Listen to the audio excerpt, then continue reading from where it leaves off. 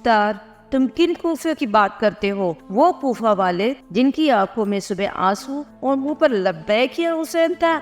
उन्हीं कूफियों में से कुछ लोगों ने रात को दारुल हुकूमत जाकर मुट्ठी भर दिरहम और दिनार पर अपनी रजामंदी जाहिर करके यजीद की बैत कर ली और तुम्हारे साथियों तुम पर जोर जोर से कह कही लगाकर मजाक उड़ाया। ये सुनकर मुख्तार सोच में पड़ गए और वहाँ से चले गए।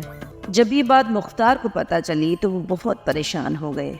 उन्हें बिल्कुल भी शक नहीं था कि जो कूफी इमाम हुसैन अलैहिस्सलाम को खत लिखकर अपनी मदद के लिए बुला रहे थे वही यजीद के हाथों बिक जाएंगे। मुस्लिम बिन अकील ने भी इमाम हुसैन को कूफा आ जाने के लिए खत भी लिखकर रवाना कर दिया था।